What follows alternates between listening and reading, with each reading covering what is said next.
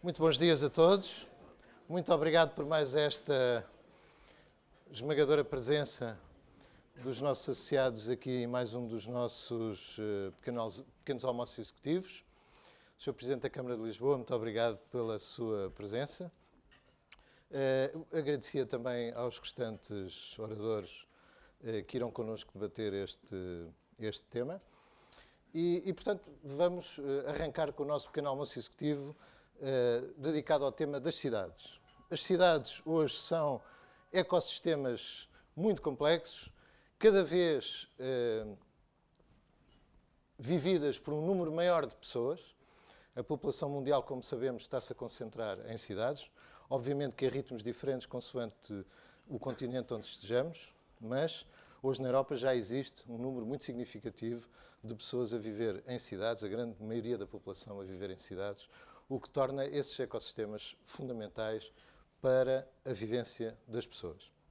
E aqui cruzam-se uma série de tendências, umas vindas do lado da energia, outras vindas do lado da mobilidade, outras vindas do lado de outros bens que são necessários distribuir nas cidades e, portanto, criando um problema que é necessário gerir, uma oportunidade que é necessário dar às pessoas que vivem nestes ecossistemas complexos das cidades. Para introduzir o nosso tema, vamos ver um pequeno vídeo. Depois iniciaremos então o debate.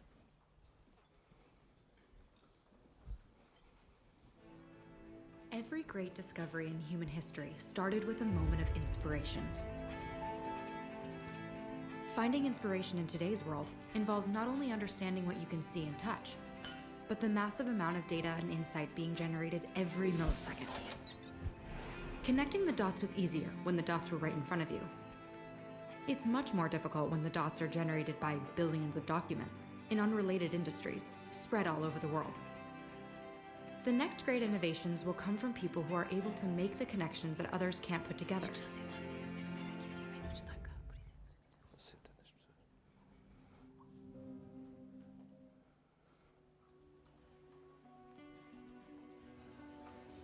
Now with the new system, we know what is happening in the city in real time in every part. We have a new application with a map of the city where we have all the city incidents in the map.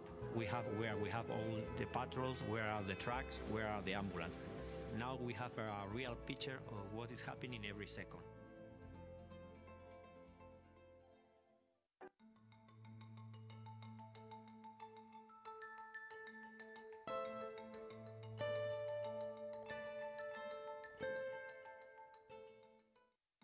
Which we monitor and have our flagging system for our water usage is through water sensors, intelligent water sensors. We have intelligent meters, we call them. They're smart meters. And they basically talk to our computers. They talk centrally to a central location. They let us know when there are any irregularities in the amount of water that's being used by a certain facility. We anticipate about $1 million in saving when this program is completely deployed. La métropole Nice-Côte d'Azur est un territoire d'innovation. On a déjà aujourd'hui beaucoup de données environnementales, mais le projet de monitoring urbain qui va être développé va nous permettre d'arriver à une aide à la décision. Par exemple, on va pouvoir mesurer la qualité de l'air, on va pouvoir mesurer le degré de bruit dans la ville, mais en croisant ces données, et c'est ça le but de la transversalité avec des données en termes de trafic, on va pouvoir arriver à une décision en termes de mobilité intelligente et améliorer la qualité de vie et le trafic dans la ville.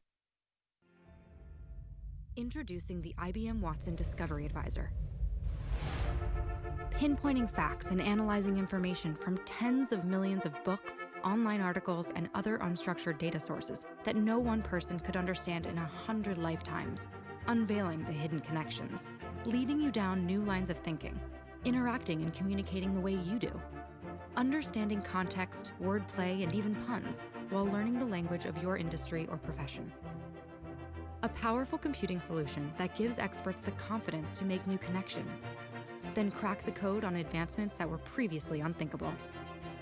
In the fight against cancer, Watson helped identify new target proteins in a matter of weeks, not years, significantly increasing the opportunity to discover new and effective treatments.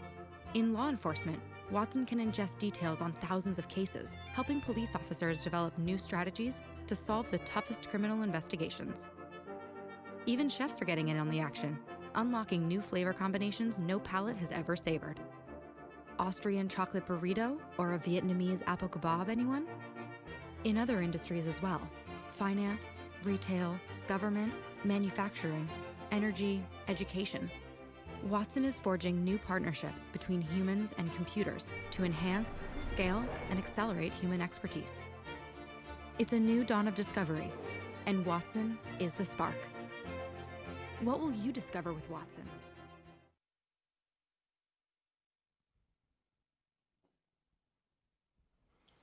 É a altura agora de agradecer aos nossos patrocinadores deste evento, à IBM e à Vodafone. Gostava de agradecer também à IBM por este vídeo, que é ilustrativo do problema que estamos a discutir aqui hoje. E vamos agora iniciar o nosso debate, para o qual vamos contar com a presença do Sr. Presidente da Câmara de Lisboa, do Dr. Augusto Mateus, o professor Augusto Mateus, subejamente conhecido e, portanto, penso que dispensa qualquer apresentação, o Dr. António Raposo Lima, Diretor-Geral da IBM em Portugal, o Dr. Mário Vaz, CEO da Vodafone Portugal, e para moderar este debate, uma ilustração de que as cidades têm os seus problemas. E, por vezes, quando há dias em que o trânsito não corre da melhor forma, nós temos dificuldade que o nosso moderador chegue a tempo para conseguir moderar o debate. Mas nada que nos preocupe, certamente, e, portanto, eu vou fazer um pouco de jornalista, que é uma profissão que eu até agora não tinha, até que seja possível ter o nosso moderador hoje no debate. E, portanto, eu começaria por perguntar ao Sr. Presidente da Câmara de Lisboa quais são os grandes problemas com que se debate hoje uma grande cidade como Lisboa. Eu joguei que me ia falar dos festejos de ontem. Como a roubar praças e rotundas. Muito bom dia a todos. Eu quero, em primeiro lugar, agradecer o convite para estar aqui hoje presente e poder partilhar com todos algumas ideias e visões da cidade sobre alguns destes aspectos. Eu creio que os desafios que se colocam à cidade de Lisboa são, no fundo, três, se podemos sintetizar do ponto de vista político. Em primeiro lugar, ter mais pessoas na cidade. O que aconteceu no nosso país nas últimas décadas é um duplo movimento. Por um lado, um movimento de continuação de litoralização e de vinda de pessoas do interior do país para o litoral, e nomeadamente para a grande área metropolitana de Lisboa, porventura em ritmo menor do que noutros países ou noutras realidades, mas isso aconteceu, em simultâneo com o esvaziamento do centro da cidade de Lisboa, e também aconteceu no Porto. Este fenómeno não é único em Lisboa, mas aconteceu. E por isso, nas últimas décadas, saíram cerca de 300 mil pessoas. Lisboa tem menos de 300 mil pessoas, para ser mais preciso, do que tinha há 3 décadas atrás.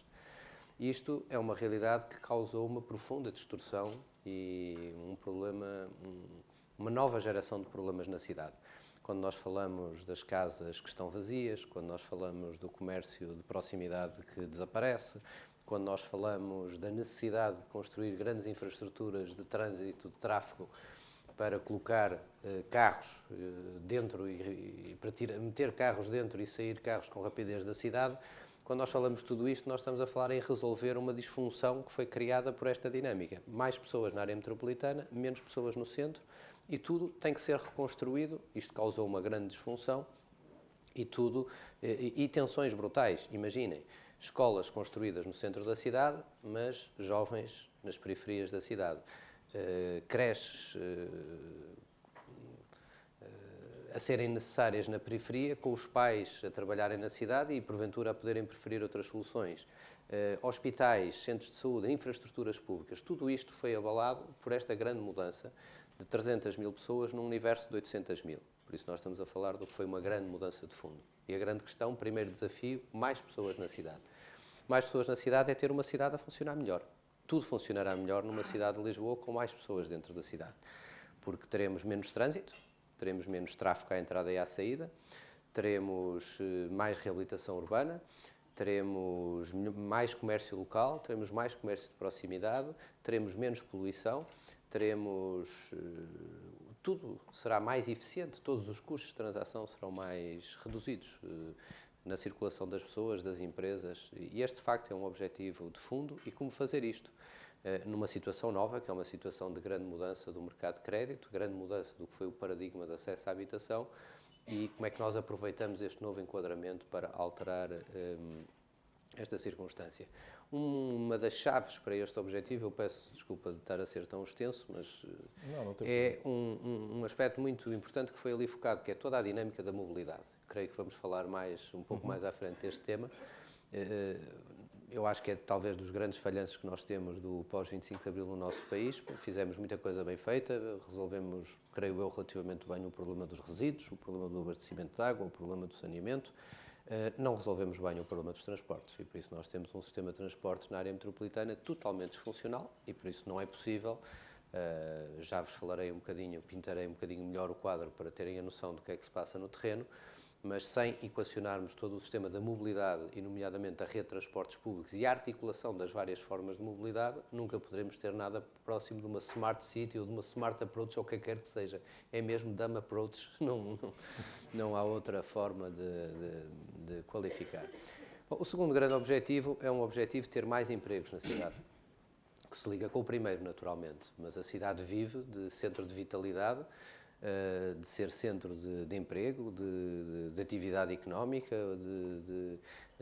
onde as pessoas possam estar e produzir em aglomerados urbanos. Creio que isso hoje é uma constatação que os polos mais eficientes e mais dinâmicos também resultam disso mesmo, de uma agregação e de concentração de atividades, e esse é um objetivo. E um terceiro, que é em simultâneo um objetivo e um instrumento, é a melhoria da qualidade de vida nas cidades. A melhoria da qualidade de vida nas cidades é essencial para termos mais pessoas, é essencial para termos melhores empregos, mas é também a forma de nós conseguirmos a concretização desses objetivos. Eu recordo-me há uns anos, quando estava longíssimo de pensar que iria estar nas funções que hoje estou, e tive a oportunidade de fazer uma grande viagem pelos Estados Unidos e contactar com num programa do German Marshall Fund, e de contactar com várias entidades e várias instituições. E uma delas que nos propiciaram foi com o City Council de Seattle. Seattle, na altura, não sei como é que está agora, já lá não vou há uns anos, uma cidade verdadeiramente maravilhosa, e no fundo era na altura a cidade boom de atração de todos os jovens talentos que já não iam para Nova Iorque, já não iam para a City, iam para o lado de lá, para Seattle. Isto antes, aliás, da crise da bolha das dot-coms. E em pergunta com os dirigentes, perguntavas, mas como é que vocês conseguiram ser uma cidade tão dinâmica? E ele disse, porque aqui, de facto, nós apostamos na qualidade de vida. E a qualidade de vida, ele depois, em passa disso uma outra coisa, assim, um pormenor. Bom, nós também temos o facto de termos aqui a terceira terra dos dois Bills, o Bill Gates e o Bill Boeing. Isto também deve ter ajudado alguma coisa. Mas ele lá vendeu o peixe dele, e o peixe dele era de facto dizer algo que era muito evidente. É que a qualidade de vida na cidade foi absolutamente essencial para atrair uma nova geração de pessoas que competiam entre ir para Nova Iorque, um centro com as dificuldades e com a intensidade que tinha, e o que era Seattle, que propiciava outras condições de vida. Eu creio que são, no fundo, estes os três grandes objetivos que nos norteiam, que nos organizam, que nos estruturam e que, no fundo, fazem parte da nossa visão de futuro da cidade. Muito obrigado. E antes de passar a palavra ao professor Augusto Mateus, eu então iria trocar com o meu colega, Pedro Santos Carreiro, a quem agradeço também aqui a presença e a quem passa aqui o debate. Aqui, as minhas notas estão aqui. Sai o Jonas, entra o Lima. Bom dia a todos. Eu peço desculpa por este atraso e não vou perder nem mais um segundo a explicar. Vamos continuar. Eu estava a ouvir, o Fernando Medina estava a ouvir sobre pôr a cidade a funcionar, ter mais pessoas na cidade. António Raposo Lima, vou começar por si, uma vez que a IBM tem estudado várias cidades e tem vários casos de estudo que conhece. Como é que se põe uma cidade a funcionar? Como é que se torna uma cidade mais inteligente? Bom dia a todos. Eu começar por felicitar a PDC e o Sr. Presidente Rogério Carapuça por estas iniciativas fantásticas que, no fundo, têm marcado a prioridade da agenda das tecnologias de informação. Dizer que é um privilégio estar aqui e cumprimentar os meus colegas ilustres do painel e o Pedro, que já é quase um especialista nas cidades do futuro. Olha, não é certamente de uma forma milagrosa, e acabamos de ouvir o Presidente da Câmara de Lisboa referindo o tema de Seattle, e certamente ele poderá falar com mais prioridade de Lisboa, é certamente por aproximações. É verdade que as cidades mais inteligentes, desde logo, têm que estar focadas nas pessoas. É preciso criar condições para atrair mais pessoas para as cidades, para atrair mais empresas para as cidades, mais talento e, portanto, criar círculos virtuosos capazes de projetar as cidades. E a questão que se pode colocar é como é que a tecnologia e a aplicação prática da tecnologia pode ajudar neste desidrato. E, de facto, a experiência que nós temos em mais de 800 cidades em que estamos envolvidos, também em Portugal, mais de 2.500 projetos, ensina-nos que é preciso começar a viagem. É uma viagem. É uma viagem que pode ser dada com pequenos passos, pode ser dada com grandes passos, grandes projetos transformadores, mas é preciso iniciar. E para iniciar é preciso haver uma visão, é preciso haver confiança, é preciso, no fundo, depois marcar um plano, um roadmap e executar. 2 ou 3 exemplos, vimos aqui no vídeo o caso de Madrid, de Miami. Deixe-me dar-lhe um exemplo que me parece ser paradigmático também daquilo que o Fernando estava a referir ainda há pouco. É o caso de Montpellier. Estivemos há poucos dias com o mayor de Montpellier, que tomou a iniciativa, os cidadãos tomaram a iniciativa através dos seus políticos, dos seus representantes, dar um passo significativo em tornar esta cidade mais apelativa, mais inovadora, mais atrativa para os cidadãos e para o negócio. E, efetivamente, o tema da mobilidade é o tema central, mas há outros, a emergência, o crime, o envolvimento e os serviços aos cidadãos, em vários domínios. Há também o tema, hoje, fundamental, de perceber os sentimentos das pessoas em relação ao dia-a-dia. E, portanto, há uns subsistemas que, entretanto, e todos nós sabemos, e nós dizemos isso repetidamente, a cidade é o sistema dos sistemas, por tudo aquilo que já foi aqui referido. Mas o que é que acontece? O que é que há de novo? Foi possível, desenvolvendo, digamos, inteligência sobre todos estes subsistemas, e o caso da mobilidade é típico, dos transportes, tem que ver com a vida real das pessoas, desenvolver no final, se quiserem, um dashboard, que é, se quiserem, um observatório da cidade e que está à mão, está na palma da mão do mayor, neste caso, de Montpellier. Esta informação é confidencial, é de sexta-feira passada, é de tempo real. O que é que tem o mayor de Montpellier? Eu sei que não estamos aqui a projetar, mas eu acho que consigo explicar num minuto e meio. Mas consegue-se ver ali. Consigo explicar num minuto e meio. Ele tem um dashboard, com um conjunto de indicadores. Evidentemente que o primeiro indicador tem que ver com o crime, com a emergência, serviço aos cidadãos, com a mobilidade, a water management e cá está social media analysis. Por exemplo, no caso do mobilidade, foi o caso aqui talvez mais referido, ele tem a capacidade de saber, na palma da mão, em cada segundo, em tempo real, qual é, neste caso, o número de quilómetros de tráfego complicado que existe na cidade. Clica 2 vezes e tem as diversas rotas que estão entupidas por sinais, por cor, por coloração, enfim, o que é mais complicado e o que é menos complicado.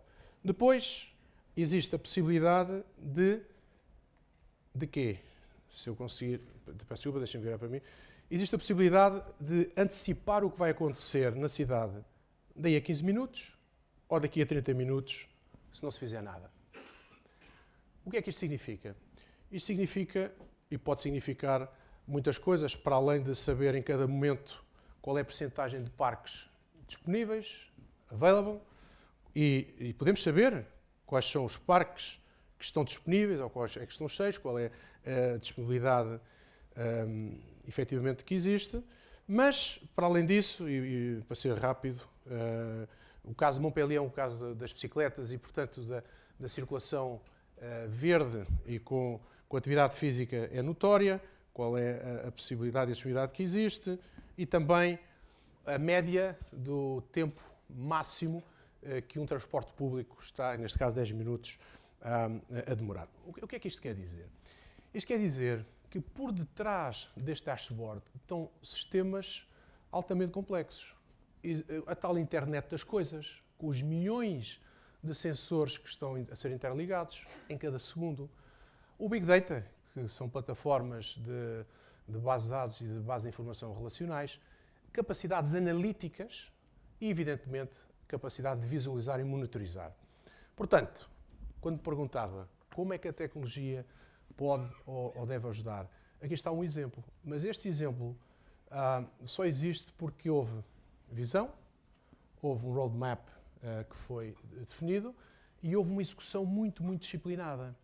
Porque o caso dos transportes é típico, só é possível melhorar a vida aos cidadãos se efetivamente tivermos condições que temos hoje de tal Big Data Analytica e depois de tomar decisões sobre essa mesma informação. Esta informação que o Mayor de Montpellier tem, evidentemente que os cidadãos vão ter de uma forma, digamos, ajustada, não é exatamente esta, e depois isso pode ajudar a mudar rotas, não é? E aqui estamos em temas prescritivos, porque há os temas preditivos prévios, que é explicar, olha, vai demorar 25 minutos se for neste trajeto. Não, já está aqui a sugestão da rota. Podia dar o caso da emergência, podia dar o caso do crime, podia dar o caso do sentiment analysis, em que em cada minuto consegue-se perceber quais são os sentimentos, através das redes sociais, que os cidadãos, por etárias, médias etárias, masculino, feminino, têm em relação, por exemplo, às escolas, à qualidade do ensino, em relação à mobilidade. E depois as autarquias tomam as decisões que bem entenderem, não é? Isso já será uma questão, mais uma vez, de liderança. Eu penso que o tema liderança é a chave da resposta à sua pergunta. Não é um tema da tecnologia aplicada através de inovação. É um tema de liderança. Mário Vaz, falando ainda da tecnologia, quais são as áreas de intervenção que já existem e aquelas que devem ser melhoradas? Muito bom dia. Também cumprimentar a PDC, na qualidade de seu presidente e hoje também jornalista, e também aqui aos meus colegas de painel. Acho que o meu colega anterior de painel, o António, já adiantou bastante o que é que se pode fazer nesta área e o que é que as telecomunicações podem ajudar. A verdade é que cidades, por aquilo também que o Sr. Presidente da Câmara já referiu, a gestão de uma cidade é algo muito complexo. E sendo muito complexo, ele tem que ser necessariamente interdisciplinar. Tem que haver cooperação entre diferentes entidades. E nessa componente cooperativa, as telecomunicações têm um papel relevante. Hoje falamos nas cidades, não falamos só de pessoas, falamos também de coisas. Foi aqui já adiantada a questão da internet das coisas, os sensores. Hoje é possível saber numa cidade, exatamente, por um lado, enfim, já há muito tempo sabia, era possível saber onde é que as pessoas estão, como é que se deslocam, e isso é possível via redes de telecomunicações. Hoje acrescenta-se também a componente das coisas e é possível interagir com as coisas. As cidades estão a instalar sensores que permitem ter dados que depois de devidamente trabalhados, de uma forma inteligente, é possível melhorar a qualidade de vida das pessoas, é possível melhorar a eficiência das organizações, em particular, naturalmente, de quem tem a responsabilidade pela gestão das câmaras, é possível melhorar, do ponto de vista energético, a eficiência energética, é possível melhorar as condições ambientais. E é este manancial de dados que hoje é possível obter e que andam nas redes de telecomunicações, que depois, nesta vertente cooperativa, podem ser trabalhadas com entidades como a IBM ou outras, mas aqui no caso a IBM, foi aqui referido o caso do Dr. Watson, trabalhar esses dados e depois esses dados são fornecidos de uma forma já inteligente às entidades que podem dela tirar partido. E depois, por sua vez, chegar ao destinatário final, àquele que vai beneficiar, que são os cidadãos, que vão beneficiar dessa informação trabalhada. E quando chegar à mão do cidadão, tem hoje na sua posse, foi aqui demonstrado com um tablet, como pode ser demonstrado num smartphone, a interação do cidadão com a origem da informação, com as tais coisas ou com outras pessoas e a própria, o que pode beneficiar mesmo a questão, o setor político e de gestão de uma cidade, ter os inputs de tempo real daqueles que estão na cidade. Não só os que vivem, mas os que circulam nas grandes cidades. Temos, por exemplo, os grandes desafios que hoje são colocados às grandes cidades na vertente turística. E Lisboa é um bom exemplo disso. O volume de turistas que hoje circulam na cidade de Lisboa, que é importante saber por onde andam, o que fazem, como é que os podemos ajudar a que depois, enfim, noutro painel alguém lá fora diga eu estive em Lisboa e Lisboa tem hoje mecanismos já de inteligência associada ao tempo, ao dispêndio do tempo do turista numa cidade, que por sua vez vende a cidade a outros potenciais visitantes ou à repetição da visita.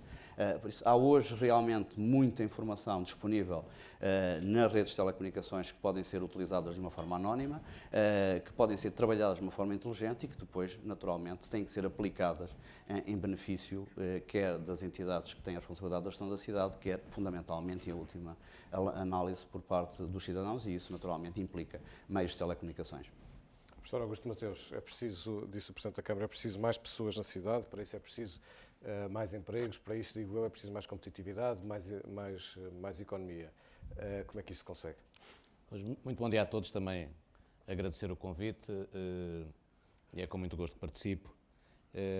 Eu talvez tentasse, no pouco tempo que temos nestas intervenções, deixar algumas ideias que me parecem relevantes. A primeira é que a cidade é não só um sistema complexo, como é dos mais complexos. A complexidade define-se basicamente em torno de duas características, variedade e interatividade. Há imensa variedade nas cidades e há ainda maior nível de interatividade. Portanto, é um sistema muito complexo.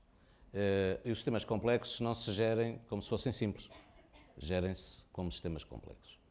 Esta reflexão existe há muito tempo. Se pensarem, a cidade ideal do Leonardo da Vinci tinha algumas coisas que ainda hoje seriam úteis em matéria de organização do espaço, não é? Portanto, é o grande projeto dos canais de Milão, é o tempo em que ele está em Milão, não em Florença, e, portanto, é uma cidade logística organizada em torno de canais, grande mobilidade na altura é essa, ligar, digamos, o Mediterrâneo aos grandes lagos à volta de Milão.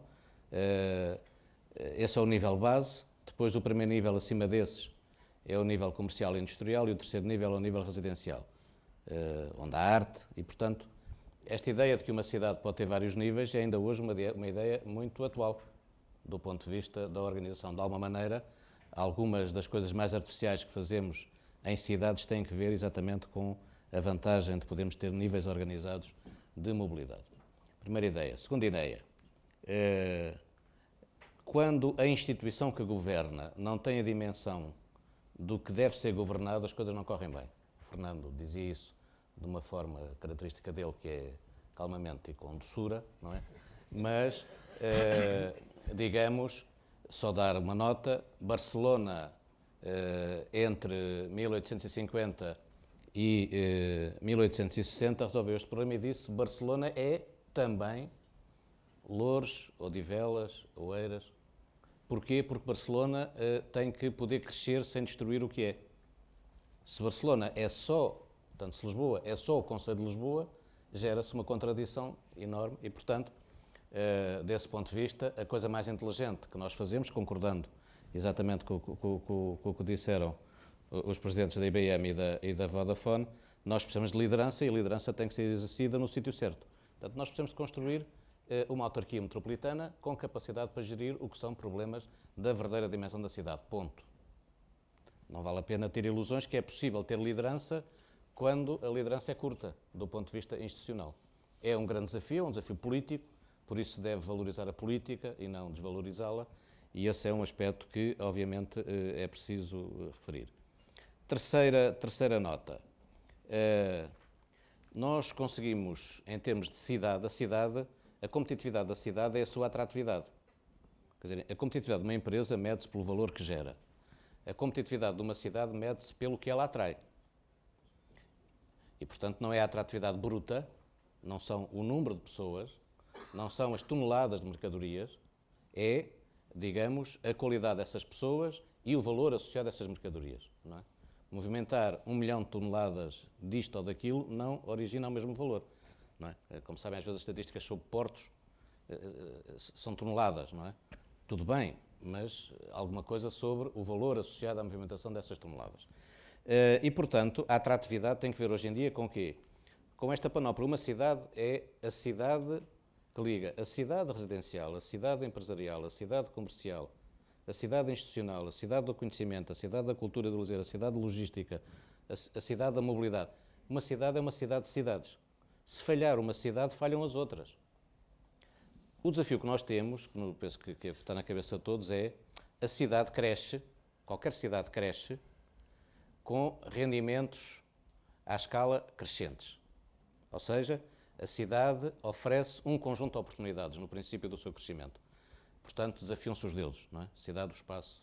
Não é? Quando não somos nem economistas, nem engenheiros, nem somos, digamos, criadores literários, a cidade é o grande espaço onde se pode desafiar os deuses. Porquê? Porque nos sentimos mais livres. Não é porque tenhamos mais dinheiro. Muita gente vem para a cidade não por vir ter mais dinheiro, mas porque tem maior liberdade. E desse ponto de vista, a cidade converte-se rapidamente de um espaço de rendimentos à escala crescentes para um espaço de rendimentos à escala brutalmente crescentes. O que advém do congestionamento, o que advém dos problemas que estavam no dashboard que o António apresentou. E, portanto, a grande batalha que nós temos, e a batalha das cidades inteligentes, é reinventar a cidade do princípio, reinventar a cidade que tem rendimentos à escala crescentes, a cidade que cria liberdade e não a cidade que destrói liberdade. Liberdade neste sentido que eu estou a expor. Talvez dar um exemplo. 1960, cidade do México, 2 milhões de habitantes, 2.300 metros de altitude, em cima de uma cratera que é um pântano, onde estava a Tenochtitlan, não é? 1985, cidade do México, 22 milhões de habitantes, atualmente 28 milhões de habitantes. Pelo meio está o colapso daquilo que correu bem em Lisboa. Uma grande conduta, uma imensa conduta, que atravessa, são cerca de 45 km nessa cratera, a grande conduta central do saneamento colapsa. É preciso fazer obras, porque ela vai trazer água para 28 milhões de pessoas a 2.300 metros de altitude é um bocadinho diferente de trazer água para 2 milhões de pessoas a 2.300 metros de altitude.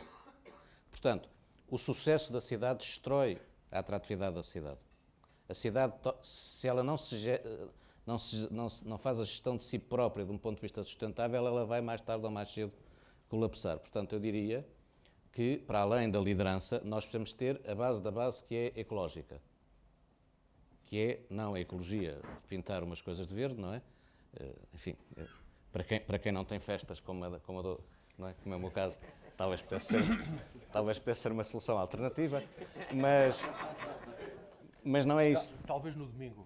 Vamos ver. O Fernando quer e, portanto, a gente também gostava, eu também gostava que ele pudesse fazer outra festa.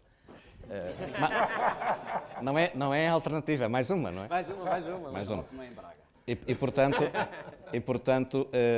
aquilo que eu queria dizer é a base ecológica no sentido da sustentabilidade do relacionamento com o ambiente e com uma coisa que é absolutamente decisiva, que é a alimentação, não no sentido meramente, digamos, de uma coisa interessante, mas do ponto de vista da vida com qualidade.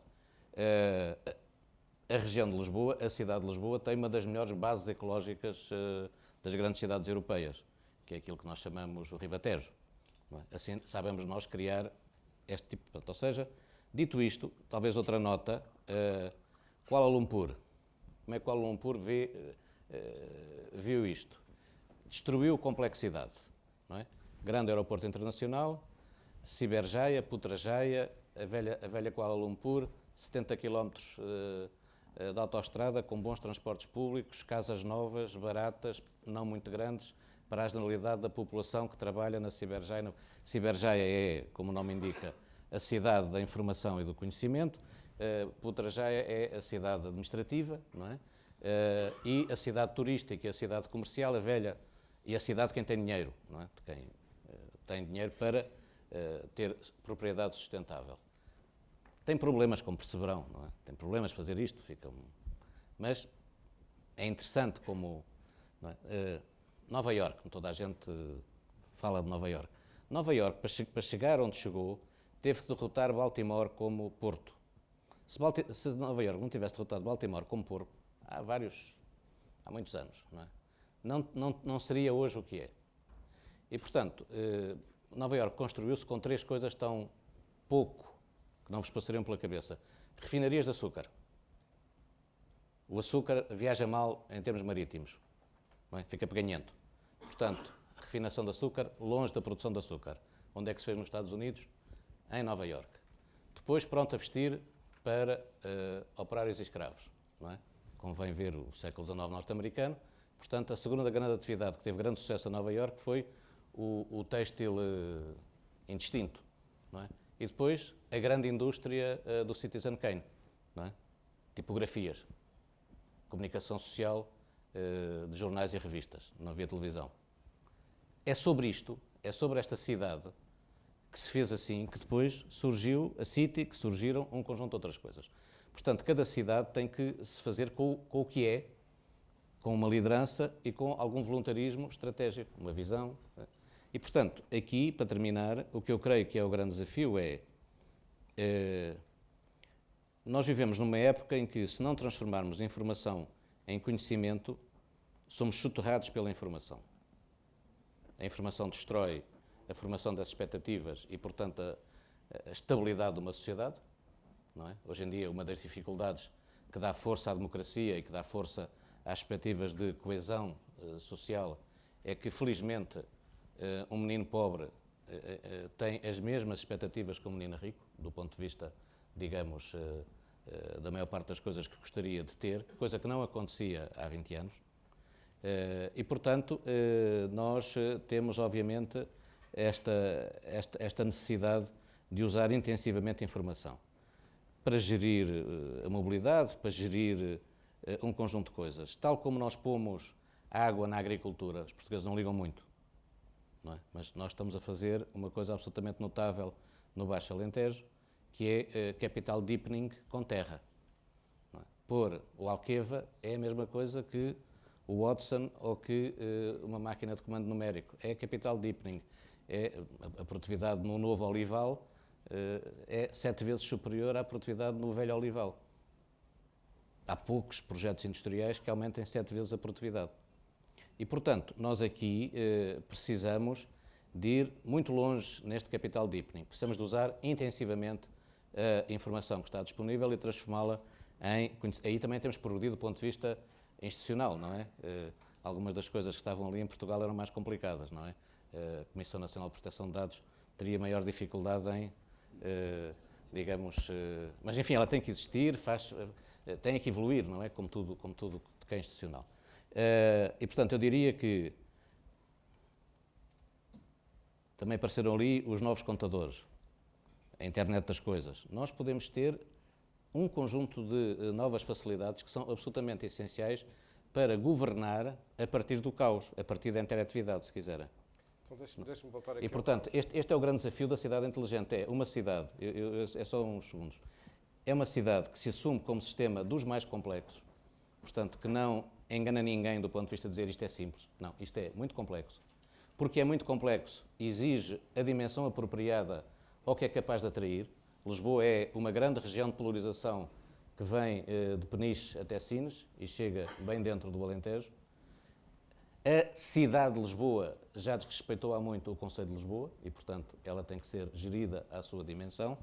E, obviamente, nós podemos ter em eficiência energética, em mobilidade, em informação e conhecimento, em base ecológica, em cultura e lazer, talento, criatividade, podemos ter a base de uma cidade inteligente. Até porque, penso que tem a noção, de alguma maneira, o emprego preso à atratividade turística de Paris é equivalente à pequena Lisboa e o emprego preso à atratividade de Lisboa é Braga. Estas coisas têm muito peso, não é? São coisas muito importantes. As despesas dos turistas não turísticas, portanto, as despesas no local não turísticas, em Portugal, representam 9% do consumo privado.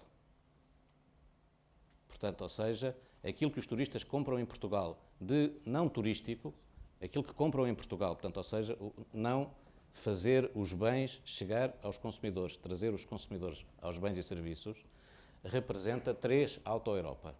A exportação de 3 Auto-Europa. Mas, portanto, tudo isto para chamar a atenção de que, com estas oportunidades, a grande questão é exatamente perceber que a questão-chave é criar mais riqueza, para ter mais residentes e mais emprego, e, sobretudo, saber o que fazer com a riqueza criada, que é aquilo onde nós temos maiores dificuldades. Que é, criada a riqueza, o dinheiro, esse excedente, aplica-se em quê? Em arte, em mobilidade, em casas, em autoestradas, em aeroportos, em que é que se aplica? E, portanto, a grande resposta que está aqui é preciso uma estratégia de criação de riqueza que suporte uma estratégia de sustentabilidade. E as duas não se cruzam no mesmo momento. Não é ao mesmo momento que eu tenho que ter, eu não posso ter produtividade com coesão. A produtividade destrói a coesão. Eu tenho que ter uma estratégia de coesão para que a produtividade possa ser aproveitada como alavanca de fazer progresso. Então, deixe-me dar aqui ao Presidente da Câmara precisamente qual é que é a estratégia concreta para a cidade de Lisboa, obviamente no âmbito do que estamos a falar, e utilizando aquela questão até das autoridades metropolitanas, enfim, não elas especificamente, mas a necessidade de fazer uma gestão que ultrapassa até os limites do próprio Conselho e, portanto, sobretudo termos eles de governação que integrem os vários atores que afetam, direto ou indiretamente, a cidade. Qual é a estratégia específica para Lisboa? Deixa-me só antes fazer aqui 2 ou 3 comentários sobre questões que foram ditas. Eu acho que aquilo que o Augusto Mateus aqui referiu é talvez dos aspectos mais importantes para se entender uma cidade. Quer dizer, uma cidade é mesmo uma realidade complexa, não é? E uma realidade complexa, como ele disse bem, não se governa como se fosse uma realidade simples. E, acima de tudo, não se governa com o nosso pensamento, muitas vezes, que tende a dizer, bom, há aqui um problema, há uma solução. Não é bem assim. Numa cidade não é assim que a coisa funciona, porque isto aqui não é o iluminismo, não é o despotismo mais ou menos iluminado. É que não se governa assim uma cidade, porque nada acontece dessa forma. E este é talvez o ponto mais importante. Isto traduz uma realidade. Eu gostava de falar aqui, talvez em concreto, mais em detalhe sobre os transportes e sobre a questão da governação do que é uma grande área, porque talvez os transportes é o sítio em que melhor se vê o problema da disfuncionalidade, da diferença da escala da governação política, da arquitetura. E não vale a pena estarmos aqui a pensar em tecnologia, em conceitos muito bonitos, em palavras muito bonitas, quando nós temos um problema gravíssimo da organização do Estado, da estrutura da administração do Estado, que não é adequada à resolução e à escala dos problemas. Não é. E também não vale a pena dizermos que isto será uma grande reforma global, uma grande transformação que se vai fazer de uma só vez. Não vai. Vamos talvez tentar por partes de forma prática. Eu vou-vos dar um caso que se chama transportes. A área metropolitana deve ter neste momento qualquer coisa como 2,8 milhões de pessoas. O sistema de transportes é gerido da seguinte forma. Cada um gera o seu, dentro das suas localidades. O Estado Central gera as grandes vias e os grandes eixos pesados, desde a construção das infraestruturas rodoviárias às ferroviárias, e depois gera o coração da cidade de Lisboa, através do metro e da Carris. Pronto. O resultado disto é que rigorosamente nada funciona, nem se liga com nada. Por isso não vale a pena, com franqueza. Eu posso lá pôr placares muito bonitos de tempo a dizer quanto tempo é que demora. E isso é muito importante, certamente. Mas a verdade é que tudo está feito para não funcionar, porque as coisas não ligam umas com as outras. Isto levou a profundas disfunções ao longo dos anos. Na cidade de Lisboa, por exemplo, nós temos um sistema de infraestruturas pesadas de transporte que o que faz é fazer as pessoas chegarem de um lado e do outro da cidade, pelo sul da cidade, quando 70% ou 80% do emprego se coloca do meio da Avenida da Liberdade para cima. E por isso o que nós temos é um sistema que descarrega em baixo para depois levar pessoas para cima da cidade. E não é por acaso que, se todos nós pensarmos, onde é que foram depois construídas as autoestradas recentemente? Foram a norte, porque as autoestradas é que vieram ligar onde estavam os núcleos populacionais nas zonas fora de Lisboa para dentro. Bem, quando nós falamos em mobilidade inteligente, vocês desculpem, isto deve ter sido das coisas mais estúpidas que nós andamos a fazer nas últimas décadas, que é infraestruturas pesadas, transporte individual, carros, importações de carros, importação de combustível, bem, tudo aquilo que nós hoje dizemos, e dizemos, bom, mas isto é um problema ecológico e de sustentabilidade. Não, isto é um problema económico brutal, isto é um problema de uma brutal má alocação de investimento, isto é um brutal problema do ponto de vista da balança externa. Vocês imaginem a diferença do que seria o padrão de mobilidade na área metropolitana de Lisboa, do ponto de vista da aquisição de viaturas e consumo de combustível, isto teria um impacto de vários pontos na nossa balança comercial. É inevitável que tenha. Quer dizer, não isto aqui é um problema de uma disfunção que nós não conseguimos resolver, que se prende com a governação. E este caso em concreto é a governação da área metropolitana de Lisboa, e que eu hoje estou convencido que não terá solução sem que seja uma eleição direta do responsável político da área metropolitana de Lisboa, mas também com a definição e a passagem para a área metropolitana do conjunto das competências-chave à regulação do sistema de transportes, e que passa, em primeiro lugar, não tenho nenhuma dúvida, pela saída do sistema de transportes da administração central para esta autoridade metropolitana, do ponto de vista das competências da regulação de todo o sistema e que permita depois a articulação das várias partes do sistema. Há boas razões, ou melhor, há razões para percebermos porque é que nós chegamos até aqui e porque é que isto nunca foi feito. Há, diria eu, as compreensíveis e aquelas que nos envergonham. As compreensíveis, a verdade é que as companhias de transportes, durante umas décadas, verdadeiramente deixaram de ser bem umas companhias de transporte, no sentido, foram mais umas companhias de acumulação de dívida, não é? E por isso o gestor que ia para lá, basicamente não tinha muito para gerir companhias, tinha que saber gerir era estoques de dívida. Gerir taxas de juros era mais importante do que gerir passageiros, e isso tem importância. Mas há uma segunda realidade que é que nos envergonha, que é o problema do centralismo. O António Costa, tenho uma confidência para vos contar. Quando me convidou para vir para a Câmara, eu não estava à espera do convite e eu já estive na Administração Central. E ele dizia-me: aquilo que tu vais mais sentir o choque é precisamente a relação com a Administração Central. Eu disse: mas porquê? Ele disse: olha, não te digo que tu vais descobrir por ti próprio. Eu disse: não, mas diz-me lá o que é que vai acontecer. Tu vais descobrir por ti próprio. Bom, não demoraram 6 meses, eu digo, já sei umas coisas para vos contar. É que é muito pior do que qualquer pessoa imagina. É mesmo uma lógica que nós temos ainda instalada no nosso país. E principalmente em relação às grandes áreas metropolitanas, onde isso é perfeitamente absurdo, porque são áreas metropolitanas com uma capacidade e com uma massa crítica já muito significativa, a qualquer escala que se compara a nível internacional, e que deviam poder assumir essas competências. O caso da mobilidade é o caso talvez mais emblemático. Todo o sistema, quer dizer, o nível de progresso que nós temos a fazer para transformar um sistema eficiente, capaz de múltiplos benefícios económicos, ecológicos, do ponto de vista da qualidade de vida, da organização do território, são brutais. Os ganhos que nós temos para conquistar são verdadeiramente brutais e não os conseguiremos enquanto tivermos estas deficiências do ponto de vista da organização do Estado e das funções. E é uma das razões, aliás, permitam-me que clarifique também aqui, que vos transmita, pela qual temos sido tão críticos do processo que está em curso relativamente às companhias. Eu acho que há aqui um passo que foi dado nas companhias de transportes relativamente entre, diria eu, aquilo que foi conseguido com a presença da Troika, que foi pela primeira vez a passagem da dívida dessas empresas para o perímetro do Estado, e pela primeira vez criar-se uma oportunidade real dessas empresas serem geridas, olharmos para a parte operacional das empresas. Isso foi uma circunstância que o país teve, mas também houve mérito, e houve mérito das opções que o Governo fez nessa matéria, não me custa nada reconhecê-lo. Agora, o passo seguinte, que era o passo de criar operações viáveis, sustentáveis, porque não há razão nenhuma para nós sermos um país singular no mundo que não tem transportes públicos, empresas que não são sempre deficitárias, não há razão nenhuma para não serem. Precisamos é de assumir qual é a parte de serviço público que tem que ter, que não é lucrativa e que tem que ter financiamento, e a partir daí estabilizarmos o que é um quadro de regulação normal. Essa parte é que não foi capaz de ser feita, e creio eu, e temo que não vá ser feita, e que nos vá, de novo, adiar por vários anos a resolução deste problema, porque neste momento o que está em cima da mesa é um sistema de transportes que reduziu a sua produção só na cidade de Lisboa em cerca de 100 milhões de passageiros em 4 anos, entre o metro e a Carris, significa menos 100 milhões de passageiros no transporte público.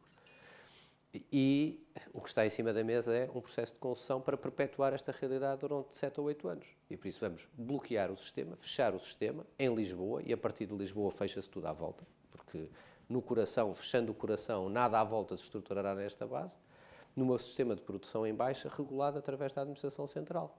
Bom, sobre isto, desculpem, mas falar sobre tecnologias de informação, melhorias, informação, eu não sei se quereria bem ter esse dashboard do Presidente da Câmara de Lille com um sistema como tenho, porque não sei bem o que fazer com a informação, senão de manhã ficar sempre mal disposto e não saber como resolver o problema, porque não tem resolução, não é? E vou-vos dar um exemplo muito claro e concreto. Ninguém acredita bem nisto quando se conta. Eu perguntava, às vezes perguntava ao António Costa, e perguntava-lhe, mas então e as nossas relações com o Carris, não dá para falar com eles, e a pessoa articula-se e define, e as redes, e como é que isto funciona, e ele tal. Bem, ele diz, tu podes tentar. Eu estou aqui há 7 anos e tive uma vez com a administração da Carris, e foi numa cerimónia oficial do 10 de junho, porque fora isso, isto não é possível, não é gerível deste ponto de vista, e esta é talvez a área que eu consideraria central, Esta e a da eficiência energética, já vos posso falar numa intervenção à frente, se tiver oportunidade, verdadeiramente central para toda esta equação urbana que nós estamos a falar e para a aplicação concreta de uma grande evolução em matéria de Smart City. Bom, eu, antes de fazer a próxima pergunta, queria só dizer-vos que daqui a alguns minutos eu vou poder passar-vos a palavra para que coloquem perguntas. Eu só peço é que se inscrevam, vão levantando os braços, eu vou anotando, até porque não vai dar para muito mais do que 2 ou 3 perguntas, e peço-vos nessa altura que sejam mesmo perguntas e não intervenções, e que sejam muito curtas. Desculpem-me a profilaxia. Mário Vaz, ouvindo tudo isto, quais são os investimentos que deviam ser prioritários em matéria de tecnologias e relacionados na gestão de uma cidade como Lisboa, que até já está bastante infraestruturada do ponto de vista de telecomunicações? O que é que devemos estar a fazer em cima disso?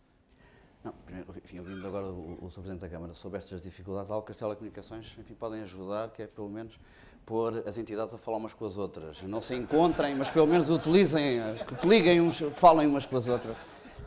Por isso,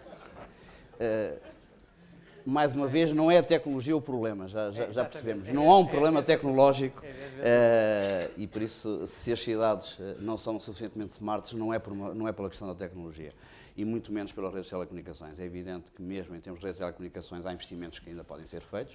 Ainda ontem tivemos uma reunião na Câmara Municipal de Lisboa para a possibilidade de estender a cobertura de um ponto de vista mais micro, utilizando, por exemplo, os semáforos, e isso permitirá que no futuro, se assim for entendimento da Câmara, poder tirar partido dessa conectividade para colocar a inteligência adicional na gestão do trânsito, mas realmente o que é fundamental do ponto de vista de investimento é na área do tratamento da informação, a tal informação que se transforma em conhecimento, utilizando aqui as palavras do professor.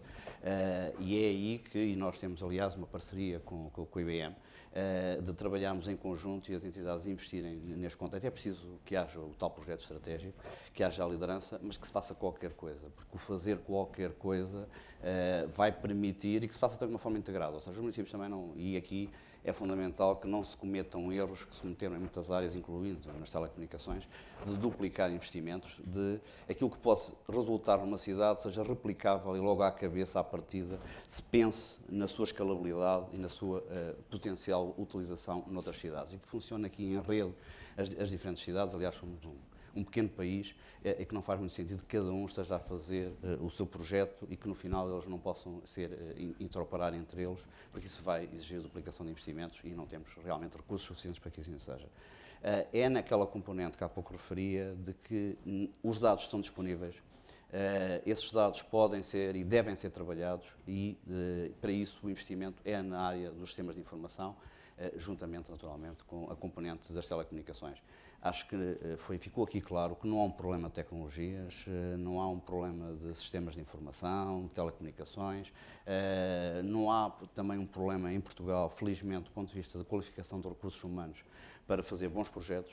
É preciso sim que todos, em conjunto, possamos juntar esforços, possamos começar a fazer qualquer coisa e, em função daquilo que se faça, seguramente vai também surgir à volta um ecossistema de desenvolvimento de empresas, de economia, de atratividade.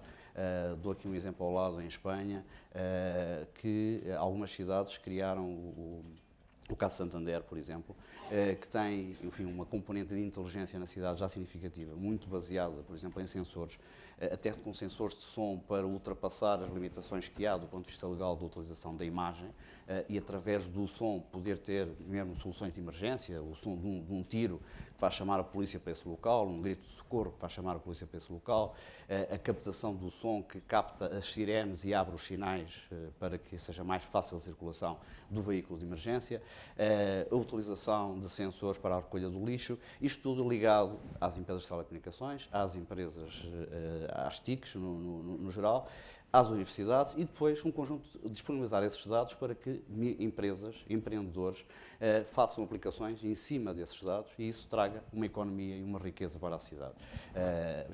Hoje há um manancial de recolha de informação que depois dá origem, naturalmente, ao conhecimento e com o conhecimento consegue-se gerar riqueza, gerar economia para a cidade. Naturalmente que há problemas estruturais, como este foi dito, a mobilidade, realmente podemos pôr os sensores todos nos autocarros, mas, enfim, andarem sempre nos mesmos sítios e com as dificuldades existentes, enfim, pouco podemos fazer, lá está, o problema não é da tecnologia. Ajudará a minimizar um pouco, mas não resolve seguramente o problema estrutural da cidade. Mas esses investimentos, do ponto de vista de tratamento da informação, é a principal área, respondendo à sua pergunta diretamente, é onde o dinheiro neste momento deve ser colocado. Sr. Augusto Mateus, estávamos a falar de investimento e o Portugal 2020, como é que deve ser aproveitado no que diz respeito às Smart Cities? O Portugal 2013, penso que tem a noção, foram 71% investimento público, 29% investimento privado. Parece que o Portugal 2020 vai ser muito diferente. As regras dos fundos estruturais são estas. Em termos per capita, já agora, tirando os Açores, que conjuga região um pouco desenvolvida com outra periférica, se fizermos ao nível das nossas NUTS 3, per capita quem tem mais é Trás-os-Montes, autoestrada para Bragança, Baixo Alentejo, Alqueva, Alentejo Litoral, Refinaria de Sines e Porto de Sines, região de Coimbra, o conjunto dos centros hospitalares de Coimbra e Alentejo Central, Embraer. Portanto, ou seja, há um conjunto de investimentos que marcam aquilo que é... As outras regiões têm valores per capita não muito diferentes. Portanto, o Portugal 2020 mereceria que Portugal fosse, não o bom aluno, uma vez que felizmente chegámos à conclusão de que bom aluno é mesmo bom aluno, não é? Portanto, não há possibilidade de fazer a representação do bom aluno, não é? Bom aluno é bom aluno, não é? É o que tem quadro de honra, não é o que leva o quadro de honra do colega com o nome do colega para casa para mostrar aos pais, não é? Portanto, aquilo que nós deveríamos fazer era levar a sermos os grandes protagonistas da boa afetação de recursos, da descentralização estratégica e da seletividade, isto é, da concentração. Nós precisamos de mudar a face de algumas coisas, portanto não podemos fazer a dispersão dos fundos por tudo, temos que os concentrar. Vai correr como correrá. Existe um conjunto de incentivos para estimular o investimento público e privado. Aquilo que eu creio que resulta do que foi dito é, nós não temos problemas tecnológicos, as soluções estão mais. Basta pensar, não tenho nenhum interesse nem na Vodafone, a cor, além do mais, ilíba-me, não é? Nem na IBM. São duas ótimas empresas, bem organizadas, que trazem à sociedade portuguesa e à economia portuguesa soluções estado da arte em que todos podemos confiar. Há outras, mas nesta... E, portanto, por aqui não temos um problema de confiança nem de execuibilidade.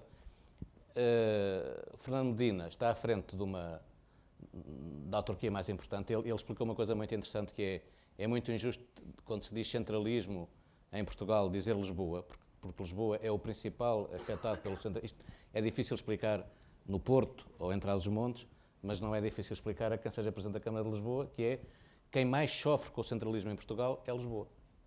Lisboa, território, não Lisboa, centro do Estado. E, portanto, desse ponto de vista, Lisboa fez uma boa reforma, tem hoje cerca de metade das freguesias, elas são geríveis, tem um modelo de governo que alguns dizem de proximidade, mas que é mais um modelo de descentralização, que tem um imenso potencial e, portanto, eu aqui acho que devíamos ser relativamente claros. Ou se constrói uma autarquia metropolitana e dentro dela se faz a transferência de poder para os problemas de energia, de mobilidade, de proteção civil, enfim, um conjunto de coisas que se percebe que tem que estar a esse nível. Portanto, ou se cria a autarquia metropolitana, não é nada difícil, é eleger os presidentes de Câmara e em Lisboa e Porto elege o presidente da autarquia metropolitana, que é composta por aqueles concelhos. Não me parece nada do outro mundo. Coisa simplicíssima. E dá-se-lhe poder para gerir 5 coisas, que são as que são estruturantes da complexidade da cidade. Ou se faz assim, ou se faz para cada uma destas coisas a criação efetiva de uma realidade com poder, que obviamente é a solução pior, porque fica desgarrada e não fica articulada. Agora, do ponto de vista também daquilo que é o Portugal 2020, nós precisávamos de algum voluntarismo público. Este tema é muito... Há bocado o Jorge Portugal, estávamos a falar disto, que é basicamente este. Os fundos estruturais têm que ser utilizados para corrigir falhas de mercado. Bem, onde o mercado não funciona, pôr o mercado a funcionar, onde não há mercado, pôr o mercado. Corrigir falhas de mercado. Mas também tem que servir para voluntarismo. O voluntarismo pode ser mais Estado, ou pode ser mais mercado, ou pode ser mais isto ou mais aquilo. Mas são apostas estratégicas de uma sociedade que são legitimadas em eleições. Portugal tem legitimado sucessivamente uma aposta na utilização das oportunidades destas soluções tecnológicas. Mas não estamos preparados nem em termos de competências, nem em termos de organização, nem em termos de instituições. E, portanto, era muito importante que no Portugal 2020 algumas destas apostas pudessem ser focalizadas. Cidades inteligentes. Queremos? Então vamos afetar recursos do Portugal 2020 a usar intensivamente para a proteção civil, para a eficiência energética, para a mobilidade. Vamos utilizar intensivamente projetos colaborativos. Não é para a empresa A ou para a empresa B ou para a autarquia C, é para gerir isto. Isto era fundamental para o Portugal 2020 correr bem.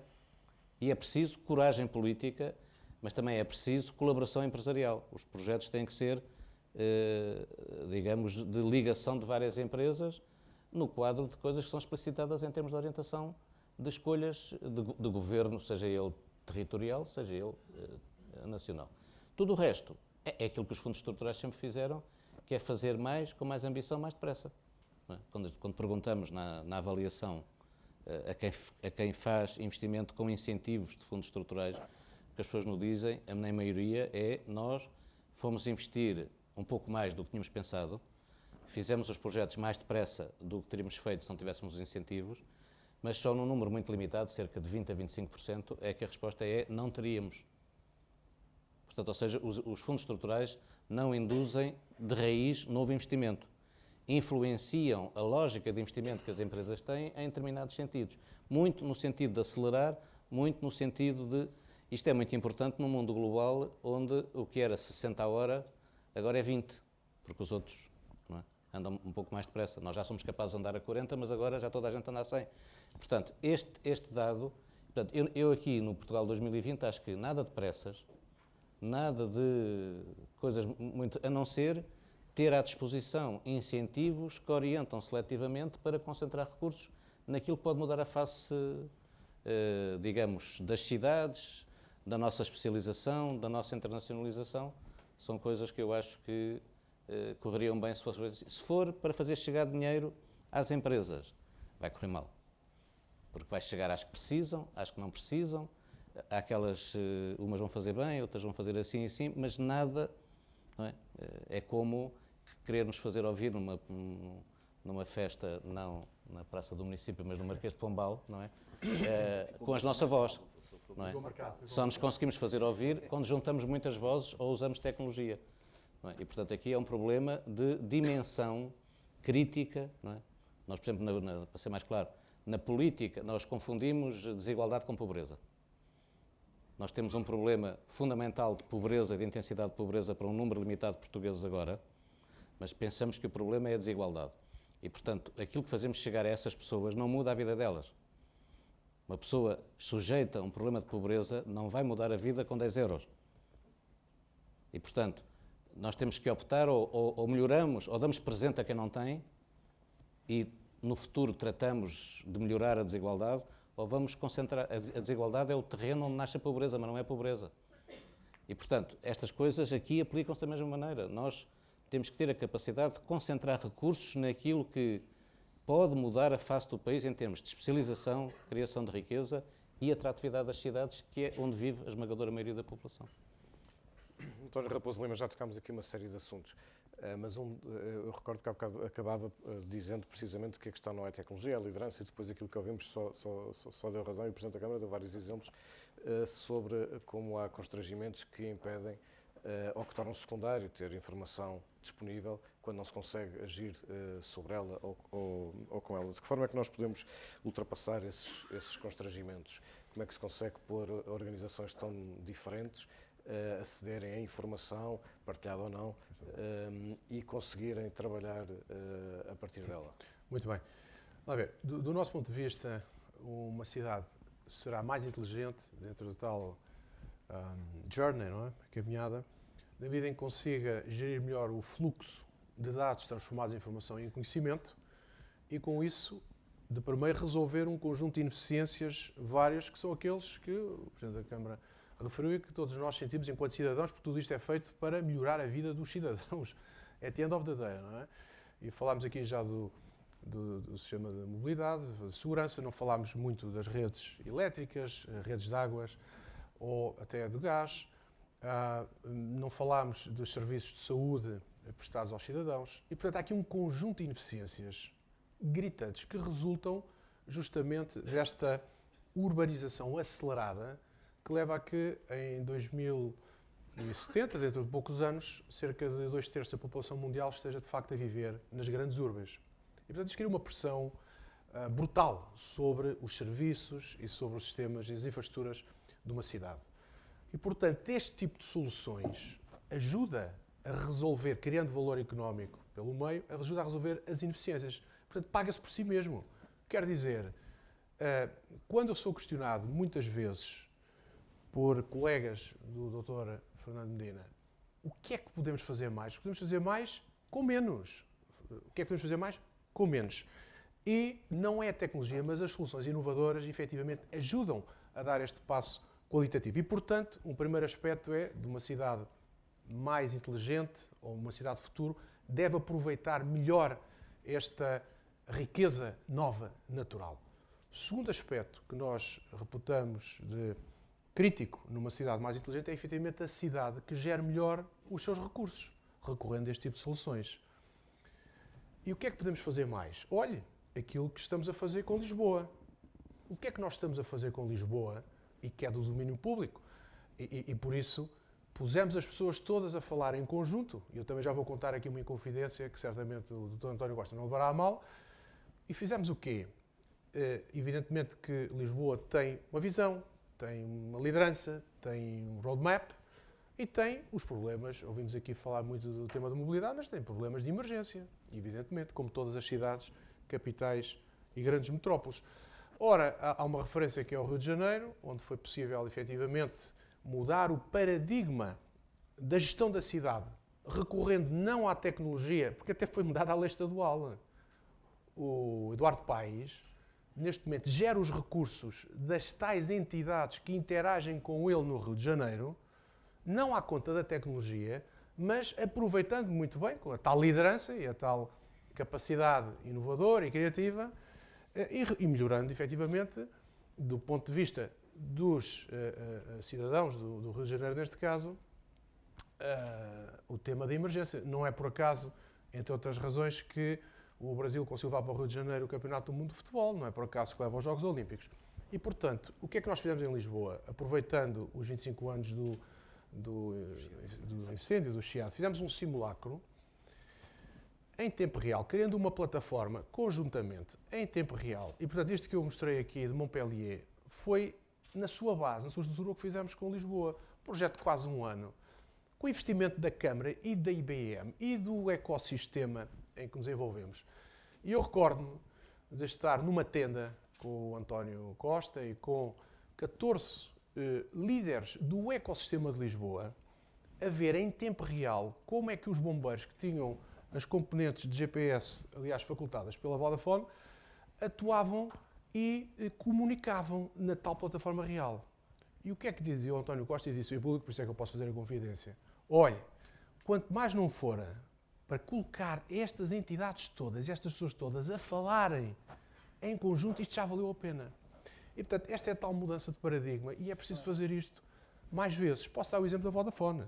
Estamos a trabalhar em conjunto há largos meses para justamente, e como dizia o Mário, trazer os dados despersonalizados, confidenciais, segurança da informação absolutamente vital, despersonalizados, para que possam ser trabalhados nas tais componentes analíticas e num futuro próximo, certamente o Watson, que é, como sabem, o expoente máximo da supercomputação e que vem inaugurar uma nova era no IT, que é a era cognitiva, certamente poderá vir a tratá-los. Para quê? Para que os cidadãos, apesar destes temas todos estruturais que o Fernando referiu, e nós sabemos do dia a dia, apesar de tudo, evidentemente há aqui um tema estrutural, mas dentro desta transformação é possível ir otimizando. Se eu souber, à saída de casa, que na A5 tenho 1 hora e 30 minutos de tempo, não é? Porque houve 2 acidentes na zona de Oeiras, isto é, eu diria que é quase, não era preciso o Watson para terminar isto, não é? E se prescritivamente me disserem já qual é o trajeto alternativo, a minha vida melhorou naquele dia. Isto tem efeitos económicos, sociais, tem com certeza.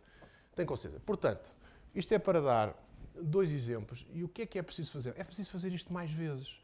É preciso fazer isto mais vezes, sentar os stakeholders na mesa, porque efetivamente não é um tema tecnológico, não é um tema, apesar de nós percebermos que há um gap, e o Conselho Nacional da Diáspora, e muito bem, publicou um estudo recentemente em que no fundo diz e faz a antecipação daquilo que será, se quiserem, a necessidade de recursos na área da engenharia e ciências dos nossos jovens para poderem lidar no mercado de emprego com estas soluções inovadoras que vão chegar às cidades, vão chegar ao retalho, já estão a chegar, vão chegar ao turismo. Dados recentes, Faro, há pouco tempo soubemos que cerca de mais de 40% dos turistas, e de acordo com questionários que foram feitos, foram ao Algarve no ano passado, utilizando de alguma maneira um canal da internet. E, portanto, é uma revolução nas indústrias todas e nós precisamos que os nossos jovens alterem os seus currículos. E hoje, já sabemos, com uma projeção que foi feita pelo Conselho Nacional da Diáspora, temos um gap de 6 mil engenheiros, não sei se são 5.993 ou 6.013, é irrelevante. Mas há um gap. Há um gap e há aqui um desafio. Portanto, este é um segundo desafio. Isto é, por um lado, e concluo, a liderança, quer dizer, é preciso a visão, mas é preciso sentar os stakeholders à mesa. As soluções inovadoras muitas vezes podem ser alavancas dessa mudança. É verdade que nós, enquanto cidadãos e no mundo global, conhecemos as melhores práticas, viajamos e de facto, quer dizer, seremos mais exigentes, já somos mais exigentes hoje. E, portanto, esse tema é um fator crítico de sucesso. Depois precisamos de começar a viagem, acelerar a viagem e precisamos de ter confiança em nós mesmos e ter recursos que, entretanto, temos que ir, digamos, capacitando e alterando, porque aquilo que a IBM hoje em dia está a fazer, o que é que a China e o Obama têm de comum hoje? Estou ali a olhar para o Rogério Carapuça, está a pensar na resposta, não sei se queres responder. Tem várias coisas comuns, mas há uma que eu conheço. Em ambos os casos, que é o Obama, quando digo Obama, o governo federal americano, depois com experiências concretas, estão a alterar os currículos dos jovens, dos chamados, no nosso caso, politécnicos e licenciaturas, para dotá-los, no caso da China, com 100 universidades, para dotá-los de capacidades nestas áreas do Big Data e Analítica, sem o qual, daqui a 3 ou 4 ou 5 anos, a procura económica vai estar lá e os serviços vão ser prestados a partir dos nearshores, não de Portugal, que é uma oportunidade única para Portugal, não de Portugal, mas de qualquer parte do mundo, porque não há já um tema de banda larga, de comunicações. O tema da segurança é vital, mas há formas de mitigar e de minimizar. E, portanto, isto para concluir, há aqui um tema da capacitação dos nossos recursos e também da afirmação da imagem externa do país, que tem que ser, é um tema de todos, e aqui ninguém se pode excluir, não é um tema do AICEP, ou não é um tema do Sr. Presidente da República, é um tema de todos. Todos nós temos que ter capacidade de vender melhor o nosso país. Sr. Presidente da Câmara, a última intervenção, eu gostava que falasse também da eficiência energética. Bom, eu não queria parecer que a minha intervenção anterior estivesse deprimido ao ponto de nada disto fazer sentido. Não, só quis chamar a atenção de um ponto muito importante, é que quando nós discutimos tecnologias, poucas vezes estamos a discutir tecnologia, não é? Grande parte das vezes estamos a discutir organização, estamos a discutir poder, estamos a discutir organização das decisão. E nós sentimos muito isso no cotidiano. E falei deste caso porque eu acho que é importante nós não desistirmos do que é importante. porque se nós desistimos do que é importante, nomeadamente quando se muda de geração, se uma pessoa desiste daquilo que é importante, opa, então mais vale. Eu acho que espero não falhar nesta batalha relativamente à questão da mobilidade na área metropolitana. Bom, também se falhar acontecer-me a mim o que aconteceu às outras gerações anteriores, mas acho que há uma obrigação de se continuar a tentar e acho que é verdadeiramente central. Agora, isto não significa que nós não trabalhemos na otimização e não trabalhemos na escala daquilo que podemos. Porque a questão da Smart City não é uma questão de escolha. Quer dizer, isto tudo hoje tem que ser Smart City, no sentido, temos que, por um lado, a utilização das tecnologias de informação na resolução de problemas não é uma escolha, é uma evidência, é algo que se impõe e é uma extraordinária oportunidade muitas vezes. E a inteligência está em saber utilizar as tecnologias de informação como forma de resolver, de ajudar à execução de projetos e ajudar à resolução dos problemas organizacionais que de outras vias não são colocados. Eu aprendi isso ao longo das minhas experiências da administração pública, que muitas vezes nada como um bom sistema de informação para regular uma burocracia. Aliás, basicamente são duas coisas que mandam na burocracia, são as circulares normativas e os sistemas de informação. O sistema de informação não deixa, não se faz. Mas eu mandei, há um decreto e há uma lei, o sistema não deixa. Bom, se o sistema não deixa, não se pode fazer. E por isso, quem sabe mexer nas organizações já percebeu que o sistema de informação, são mesmo uma parte absolutamente essencial da gestão das grandes burocracias e das grandes máquinas, e é precisamente muitas vezes por aí que se tem que começar. É pelo aquele pequeno interface, por aquela pequena transformação, que vai acabar por ajudar a mudar muita coisa.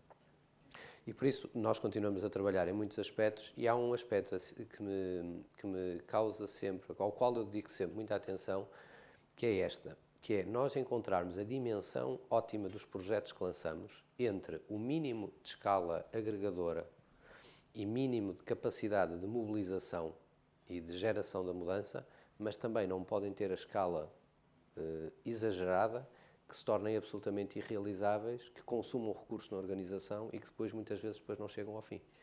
E creio que todos nós partilhamos nas nossas organizações de grande dimensão que muitas vezes isto acontece. Quer dizer, há uma sobre-ambição, não é? E esta sobre-ambição leva a desperdício de recursos e depois à não concretização e a não obtermos o potencial de todos os investimentos que fazemos e de todos os projetos que fazemos.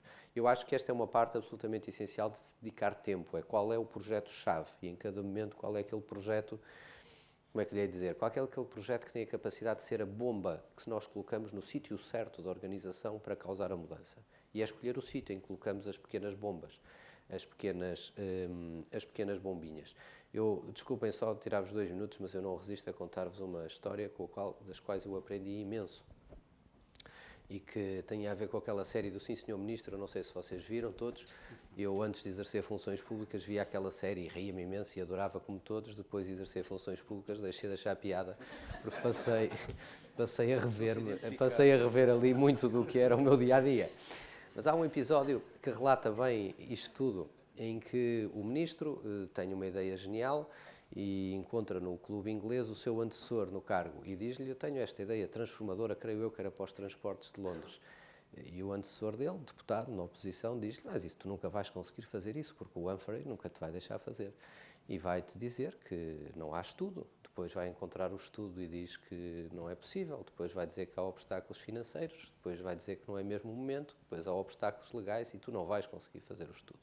Não vais conseguir fazer o projeto. Bom, o programa desenvolve-se todo, o episódio desenvolve-se todo com ele a tentar, junto com o Humphrey, e o Humphrey a pôr-lhe exatamente os obstáculos que o outro diria que ele iria encontrar. Chega, aproximando-se do fim, o ministro, muito pesaroso, chega de novo ao bar, encontra o seu antecessor e pergunta-lhe: pá, aconteceu tudo, como tu dizias, o Humphrey disse-me exatamente tudo o que tu me disseste que ele ia dizer, mas como é que eu consigo vencer o Humphrey? E o outro ri-se: tu achas que se eu soubesse estava na oposição? Isto para vos dizer esta pequena história que me tem acompanhado sempre e creio que me vai acompanhar por muitos anos, prende-se com um ponto que eu acho que é crítico para os decisores nas organizações, que é saber escolher muito bem e dedicar muito bem o tempo a escolher qual é o projeto e qual é o sítio onde podem colocar o esforço para causar a mudança, para serem bem-sucedidos. Não vale a pena. Há uma coisa que eu já desisti dos mega projetos transformadores em grandes organizações, nomeadamente na administração. São muito raros os ciclos e os contextos em que isso acontece. Muito raros os ciclos e os contextos. Pequenas evoluções incrementais, sim, mas muitas vezes temos depois o problema de acabarmos com ilhas, e muitas ilhas, em que organizações se desenvolvem com pequenas velocidades. Há outras escalas nas quais as coisas se conseguem. Eu vou-vos dar exemplos de coisas, umas que nós já tentamos e que não fomos bem-sucedidos, mas que não estamos a desistir, outras que vamos lançar e onde achamos que temos boas condições para ser desenvolvidos e outras onde vamos prosseguir. Uma que nós não desistimos, que é muito complexa do ponto de vista organizacional, mas é a instalação de um centro de operações integrado na cidade de Lisboa que reúne a proteção civil, no fundamental a proteção civil e a mobilidade.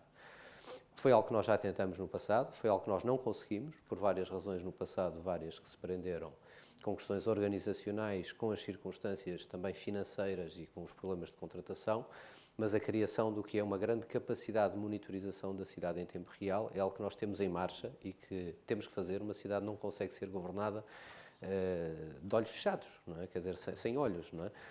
Claro que depois, se eu vos contasse as complexidades de projetos tão simples como instalar um sistema de videovigilância no Bairro Alto, nós demoramos anos para conseguir ter um acordo com a Comissão da Proteção de Dados, por isso, quer dizer, creio eu que era Lille, não é, que falava desse sistema, quando se fala de Barcelona, ou quando se falava de Madrid. Bom, se eu vos contar e descrever o que é que foram os meses e os anos perdidos até conseguirmos assegurar que no nosso sistema não se identificavam os carros e as pessoas, e porque a situação era assim. Mas o que eu queria dizer é, este é um sítio que, apesar das dificuldades, nós vamos investir. Interligar o que é a parte toda da mobilidade e da compreensão do fenómeno da mobilidade com a dimensão da proteção civil. Uma segunda área onde nós vamos avançar, e aí estou confiante que os obstáculos institucionais são menores e organizacionais, tem a ver com toda a área da gestão do sistema de saneamento da cidade. Mais uma vez, esteve preso durante vários anos com uma questão institucional, quer dizer, essa gestão do sistema da embaixa do saneamento deve ser feita pela EPAL, pela Administração Central, ou se deve ser feita pelo município.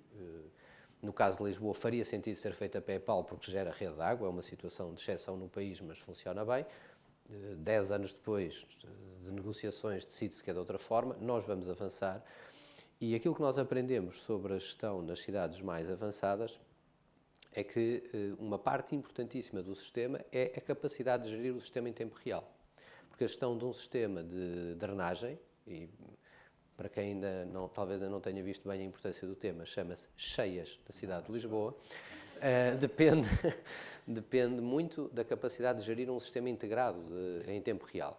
E reduzirmos, e a eficiência do investimento de um projeto desta dimensão que estamos a falar, que ultrapassa a centena de milhões de euros de investimento do ponto de vista de um sistema geral, é tanto menor e mais otimizado quanto mais eficiente for a gestão integrada de todo o sistema, porque no fundo tudo isto é um sistema de vasos comunicantes subterrâneos que hoje funcionam com ineficiências, por isso nós hoje somos capazes de ter uma parte do sistema a metade da carga e no outro sítio estão a saltar tampas de saneamento, e estes investimentos para ter esta gestão integrada é outra da prioridade que nós vamos avançar nos próximos anos.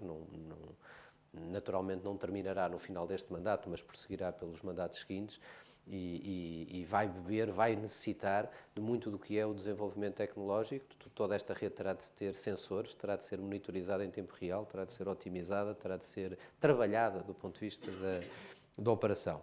A terceira parte, penúltima parte, não vos queria alargar muito, nós não desistimos do trabalho sobre as várias dimensões da política da mobilidade. E estamos a fazê-la naquilo que depende de nós. Nós temos uma parte muito importante da mobilidade, além da via pública, naturalmente a gestão da via pública, onde vos falei do Centro de Operações Integrado. A parte seguinte, onde estamos a trabalhar, prende-se com toda a parte da política de estacionamento e aproveitar o que é hoje o potencial e o know-how que a EML tem, nomeadamente todo o sistema de gestão de pagamentos, de podermos desenvolver e a partir daí evoluir para soluções mais inteligentes, desde soluções de pagamento integrado, desde gerir a bilhética, tentar integrá-la com um sistema de bicicletas e de mobilidade partilhada, com um sistema de mobilidade elétrica na cidade e sistemas de car sharing. Não vos falo aqui de uma ambição talvez desmedida, que era integrarmos uma parte da bilhética com a bilhética do sistema hoteliers dos transportes públicos. essa fica talvez para os sonhos que não tentarei fazer para já, mas creio que seria uma evidência, porque é que um cidadão não há de ter um sistema de uma bilhética integrada que tem o seu sistema que paga e que tem acesso com o seu sistema de transporte à mobilidade que quer seja o comboio, quer seja o metro, quer seja o autocarro, quer seja o seu parque de estacionamento, quer seja depois à bicicleta para dar uma volta, mas, quer dizer, a necessidade do cidadão é mobilidade.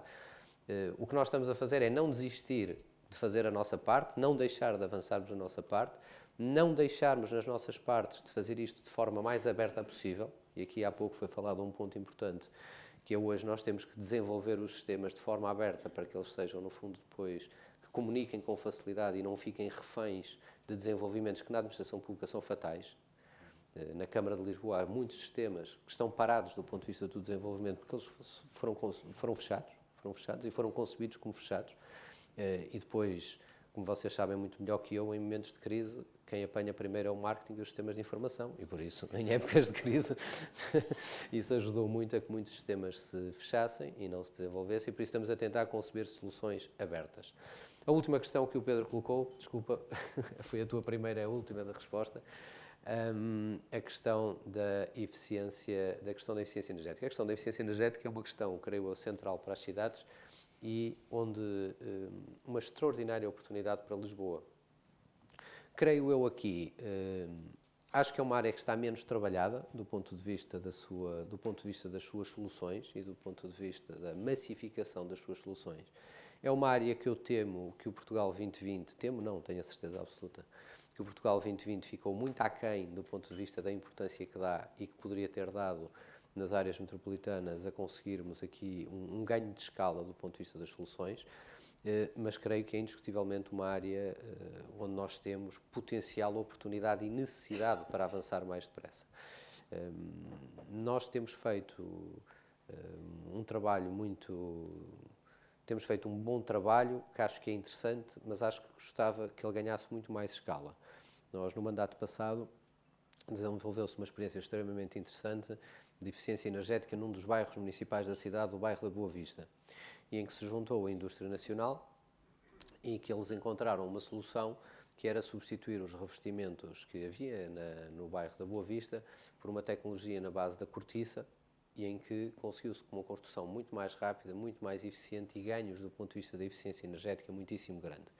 Essa solução foi criada para ali, essa solução neste momento está a ser exportada por outros países e o que nós hoje precisávamos era de ampliar a utilização dessa solução ou de outras análogas e complementares a essas para ganhos de eficiência. Creio que o Portugal 2020 aqui não ajuda, quer dizer, não ajuda do ponto de vista, não está orientado para aquilo que poderíamos ter do ponto de vista da dimensão da solução, mas é indiscutivelmente uma área que para nós era crítica fazer.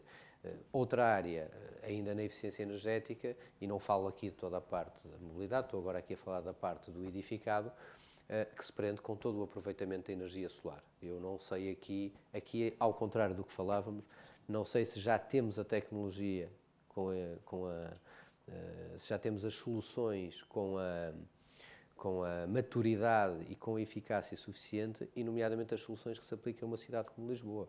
Porque o problema da cidade como Lisboa, como imagino, é que não haveria nenhum Presidente da Câmara, e bem, que sobrevivesse se alguém se lembrasse de colocar painéis solares por cima da Alfama, os atuais existentes. Quer dizer, não é essa a solução que uma cidade com a história de Lisboa comporta. Quer dizer, a cidade também, as soluções têm que se adaptar às cidades que existem, não é? Não estamos a construir uma cidade de raiz, estamos a trabalhar numa cidade que existe, em muitas das suas zonas, com centenas de anos e respeitando o que são os elementos identitários da cidade. Mas é outra área na qual nós estamos a trabalhar com intensidade, a fazer um esforço de avançar, onde nos deparamos aqui com um problema. As soluções que existem, é difícil conseguirmos ter os recursos financeiros para escalarmos mais rápido, e relativamente a outra área em que gostaríamos de avançar mais rápido, ainda não tenho a certeza que existam as soluções tecnológicas com a escala, com a maturidade, para que possamos avançar mais rápido. Muito bem, muito obrigado. Nós estivemos na última hora e meia a falar de Smart Cities. Uma Smart City é uma cidade a funcionar, começou por ser dito isso, a funcionar bem, a funcionar para as pessoas e a funcionar com as pessoas. Ora, mais pessoas exige mais empregos, mais economia, mais competitividade, porque uma cidade é, como foi dito, o sistema dos sistemas. É uma gestão complexa e interdisciplinar. Bom, para que possamos então falar de mobilidade, de transportes, de eficiência energética, de condições ambientais, de jornalistas que chegam a horas às conferências, enfim, de qualidade de vida. Ora, isto tem uma palavra, ou há uma palavra que é importante nisto, que se chama informação, sistemas de informação, tecnologias de informação. Mas, como foi dito, a questão não é essencialmente a tecnologia, é a liderança. Porque há cidades que têm que crescer sem deixarem de ser o que são. E isso implica ter uma zona territorial ou de poder até diferente. E falámos aqui nas autoridades metropolitanas. Bom, mas o que é que mede o valor de uma cidade? É a atratividade da cidade logística, da cidade residencial, da cidade empresarial, da cidade cultural. Um espaço que, se correr bem, é um espaço de rendimentos crescentes. Transportes. É precisamente nos transportes que se vê onde a coordenação e a organização política do Estado e com as empresas funciona ou não funciona, afetando a qualidade de vida dos cidadãos. Mas não vale a pena pôr placas com informação horária em tempo real se depois este sistema de gestão de transportes não funcionar. Aliás, foi feita aqui uma proposta, ou uma ideia, se calhar, de que deve existir uma eleição direta do Presidente da Autoridade Metropolitana. Augusto Mateus, aliás, listou quais seriam ou quais deveriam ser as suas competências específicas. E quais são as razões para, estamos ainda a falar de transportes, para que as coisas não corram bem. Algumas razões são históricas. Temos companhias de transporte que não gerem passageiros ou tráfego, ou durante muitos anos não geriram passageiros ou tráfego, geriram dívida e taxas de juros. Outras razões de que nos envergonhamos, estou a citar, a relação entre o poder local e o poder central, que cria ineficiências, e foi dado aqui um exemplo, como o sistema de transporte público em Lisboa mudou em muitas coisas, mas não mudou em nada mudou mais do que no número de passageiros transportados, ou se quisermos, na redução em 100 milhões de passageiros transportados num ano. Bom, mas há oportunidades, há necessidades de investimento, há programas de financiamento, há o Portugal 2020. E há necessidade de algum voluntarismo público para concentrar recursos na especialização, na qualificação, naquilo que tem capacidade de criar valor e atratividade. Smart Cities não é uma opção, é um caminho autoevidente, se quisermos. E então, aqui foi dito, bom, mas o mais difícil às vezes é juntar as pessoas, é coordenar, é ter de esperar 7 anos para ter reuniões com administrações de empresas que trabalham na cidade e com a cidade. E foi por isso que aqui foi dito que quando discutimos tecnologia estamos a discutir sobretudo poder, decisão, governação. Talvez isto nos leve a perceber então que ainda estamos no princípio de um caminho, mas sabemos para onde ir e foram aqui listadas, agora no final, 4 prioridades para o caso de Lisboa. Integrar a proteção civil e a mobilidade, criando capacidade de monitorizar em tempo real. Na área de saneamento da cidade, as cheias que todos que vivem em Lisboa conhecem e que mostram a necessidade de ter esta gestão integrada do sistema em tempo real. A mobilidade, gestão de redes, estacionamento, bilhética, car sharing e, finalmente, a eficiência energética, aproveitar as oportunidades, por exemplo, na energia solar. Isto quer dizer que se estamos no princípio, ou se estamos no início daquilo que foi chamado como uma viagem que devemos percorrer, se estamos no princípio sabemos qual é o fim. E o fim é a razão de ser das cidades, são os cidadãos. Minhas senhoras e meus senhores, muito obrigado.